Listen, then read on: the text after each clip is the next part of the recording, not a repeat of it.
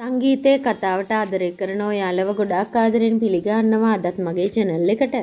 මම අද ඔයාලත් එක්ක කතා කරන්න හිතුවේ මහී අසේනිවත් අරගෙන අපාර්ට්මන්ට් එකෙන් පැන ගන්න හේතුවක් සම්බන්ධව. ඉතින් වීඩියෝ එකට යන්න කලින් මම ඔයාලගෙන් පුංචි ඉල්ලීමක් කරනවා මගේ channel එක මුලින්ම subscribe කරලා එකතු වෙන්න කියලා. ඒ වගේම like කරන්න, comment කරන්න, තවත් නොදන්න යාළුවෙකුට දැනගන්න share කරන්න කියලා.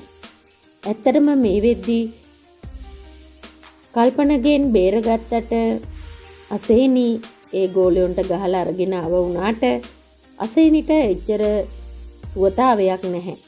අසනීප තත්වෙන් තමයි ඉන්නේ. මොකද निराහාරව ඉඳලා බොහොම හෙම්බත් වෙලා ඉන්නේ. ඉතින් ඒ වගේම මේ වෙලාවේ මහී අසේනිට කරදර කරන්නත් කැමති නැති නිසා තමයි දන්න කියන අපාර්ට්මන්ට් එකකට එක් කරගෙන ඉන්නේ. ඉතින් මේ කොහොමුණත් එතනදී එයාට දැක ගන්න ලැබෙනවා මූණවල් වහගත්තු හෙල්මට් දාගත්තු පුද්ගලයෝ දෙන්නේ එයා ඉන්න දිහාවට එනවා. ඉතින් අනිවාර්යෙන්ම මහී දැනගන්නවා මේකත් කවුරු හරි සැලසුම් කරලා ඉන්න තැන දැනගෙන වෙන්න ඕන කියලා. ඉතින් ඒ වෙලාවේ ඉක්මනින්ම එයා කෝල් එකේ හිටියේ කෙනාට ඒ කියන්නේ තිසංක අයියට පණිවිඩය කියනවා මෙන්න මෙහෙම සිදුවීමක් වෙනවා ඉක්මනින් එන්න කියලා. ඉතින් කොහොමුණත් ඒගොල්ලන් එන්න කලින් මහීට අවස්ථාව හම්බ වෙනවා මේ දෙන්නත් එක්ක රණ්ඩුවක් ඇති කර නොගෙනම මෙතනින් පැන ගන්න.